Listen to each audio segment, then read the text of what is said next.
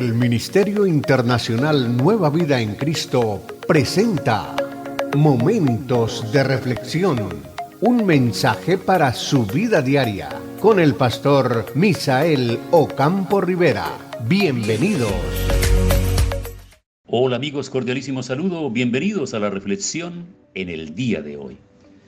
Vamos a cerrar el capítulo 4 de Segunda de Timoteo, que nos ha resultado tan interesante, el diario de la vida de Pablo y las recomendaciones para este pastor joven Timoteo. Vamos a pasar ahora al versículo 13 hasta el verso 22, que incluye estas recomendaciones que él está haciendo y finalmente los saludos de la bendición final. Dice en el verso 13: trae cuando vengas el capote que dejé en Troas en casa de Carpo y los libros, mayormente los pergaminos. Trae. Mira la confianza que tiene. Le está pidiendo que traiga la capa o el capote. Seguramente se aproxima el invierno y necesita estar bien protegido y bien abrigado. Y entre tanto también le está pidiendo que traiga los libros, mayormente los pergaminos.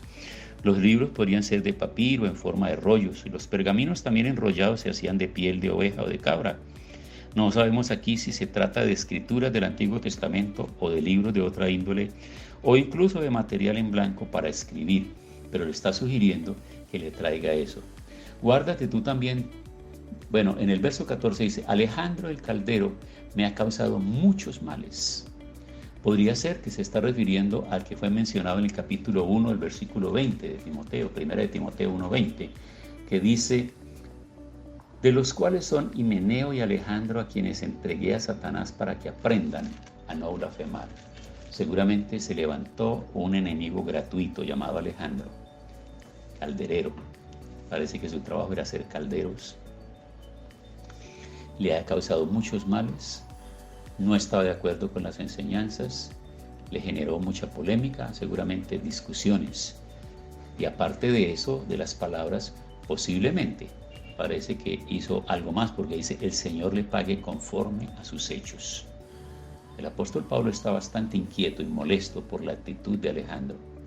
Y le dice: guárdate tú también de él, pues en gran manera se ha opuesto a nuestras palabras. Ahí está confirmándolo. Por lo tanto, le recomienda a Timoteo que se cuide de ese personaje llamado Alejandro también.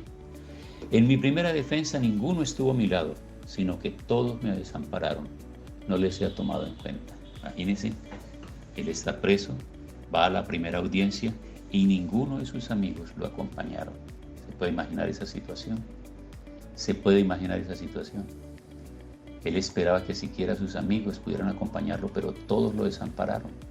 Y está tan dolido que dice: no les he tomado en cuenta ninguno de ellos. Pero el Señor estuvo a mi lado y me dio fuerzas para que por mí fuese cumplida la predicación y que de todos los gentiles oyesen.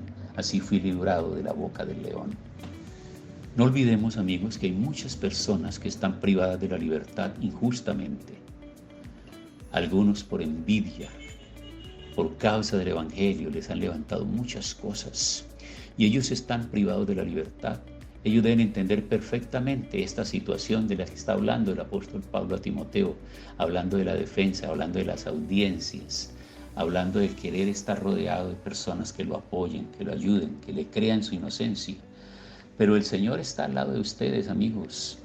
Cada uno de ustedes que está en diferentes lugares, de sus familiares o amigos que son inocentes y que están por causa del Evangelio, por cualquier otra causa que las personas los hayan hecho perder su libertad. Recuerden que si hay justicia, esa viene de parte de Dios, y Él es el que les va a ayudar y les va a guardar y les va a dar fuerza. Dice: el Señor estuvo a mi lado y me dio fuerzas para que por mí fuese cumplida la predicación y que todos los gentiles lo oyesen. Así fui librado de la boca del león.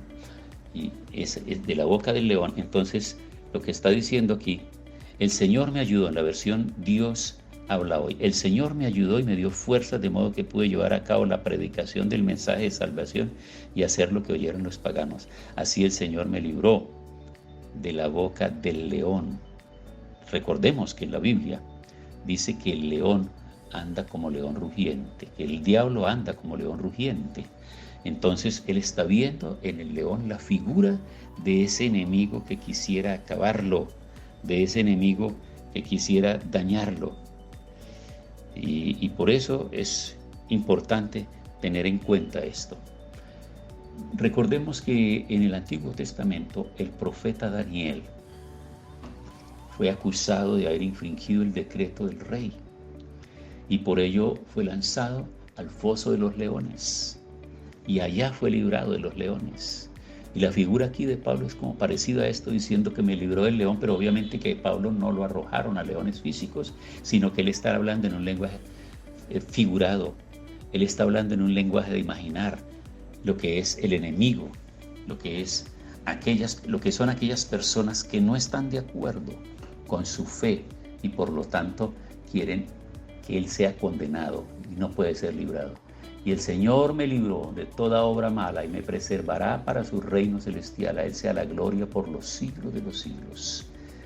Amén, dice.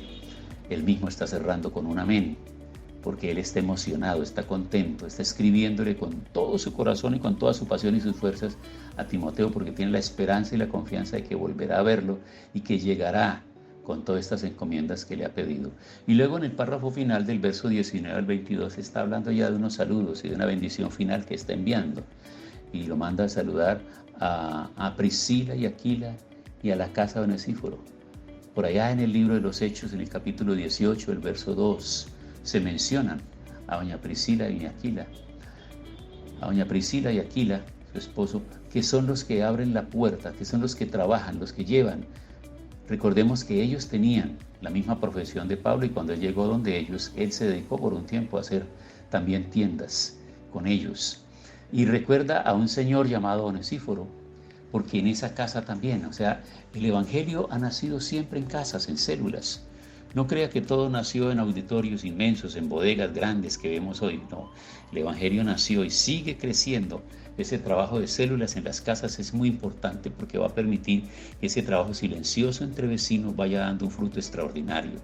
Y es lo que hay que motivar a las personas. Ustedes que escuchan estas reflexiones, inviten a sus vecinas a leer la palabra, a orar por sus peticiones, por sus situaciones. Cuando la persona aprende a orar, aprende a leer la palabra, va gestándose en ella esa fe que lo va a llevar posteriormente a entregar a Cristo Jesús su corazón y empezar a profesar la fe del reino de Dios, del Evangelio de Cristo Jesús. Es a través de esas células. Y por eso Él está mencionando a estas personas, porque en casa de ellos han iniciado ellos el trabajo. En los viajes misioneros, en esas casas fueron encendiendo esa llama del mensaje del Evangelio. Dice, Erasto se quedó en Corinto y Trófimo lo dejé en Mileto enfermo. Una noticia terrible y triste. Tuvo que abandonar a un amigo enfermo y lo dejó allá. Y él siguió su trabajo. Se registra en Hechos 19:22, Romanos 16:23, Hechos 24 y 21:29. Procura venir antes del invierno. Ya estamos dando cuenta porque le dice que traiga el capote, ¿verdad? Que traiga la capa. Procura venir antes del invierno. Él ya sabe lo que le va a esperar. Ébulo te saluda, Pudente, Lino, Claudia y todos los hermanos. El Señor Jesucristo esté con tu espíritu. La gracia sea con vosotros. Amén. Y ahí cierra este diario tan apasionante, tan interesante, tan paternal, tan pastoral, donde le muestra todo ese trabajo que debe hacer y le muestra su corazón, la transparencia de lo que es, la forma como él se siente. Por eso hace un inventario final de qué han hecho cada una de las personas, para dónde se han ido, cómo lo han tratado algunos de ellos y qué es lo que él está esperando que haga Timoteo. Entonces, amigos, de esta manera estamos terminando este diario de Primera y Segunda de Timoteo, que les recomiendo que lo volvamos a leer, sigamos leyéndolo. Y sobre todo quienes están empezando el ministerio, como lo he dicho en otras reflexiones, no se aparten de él, no lo dejen de lado, léanlo con frecuencia, con relativa frecuencia búsquenlo y léanlo, porque cuando tienen que organizar comités directivos, juntas directivas, líderes para hacer una cosa y otra, ahí están los perfiles claros. Cuando tenga que entender cómo trabajar con la población que existe en sus comunidades, ahí aparecen claramente las instrucciones. Entonces damos gracias a Dios por todo esto. Quiero que me acompañen en oración de acción de gracias, de agradecimiento por el estudio de este diario, Primera y Segunda de Timoteo. Señor, muchas gracias. Queremos unirnos hoy para agradecerte este testimonio escrito del apóstol Pablo, de la manera como abrió su corazón, cómo se metió con la familia de Timoteo, cómo recordó la madre, la abuela, la fe de Timoteo cuando era un niño, cómo lo fue llevando, recordándole todo esto, Señor, preparándolo, cómo le enseñó a ser un obrero aprobado, cómo le manifestó el carácter de los hombres de los tiempos postreros, últimos tiempos, cómo actuarían, y recordándole, Señor, cómo debe actuar en medio de todos los lugares y personas con las que Él se mueve e interactúa en la vida diaria. Enséñanos cada día a ser así, apasionados, a ser hombres y mujeres guiados por Dios, a tener un trabajo constante y permanente en nuestro hogar, con nuestra familia, para edificarlos, para fortalecerlos, para mí, para nuestros líderes, nuestros hijos espirituales que estamos capacitando y preparando para el ministerio. Te damos muchas gracias. Quedamos infinitamente agradecidos contigo por la vida de Pablo, por la vida de Timoteo, por la vida de cada uno de los hombres que aparecen registrados ahí como testimonio de evidencia de la vida y el ministerio del apóstol Pablo. Muchas gracias. En el nombre de Jesús. Amén.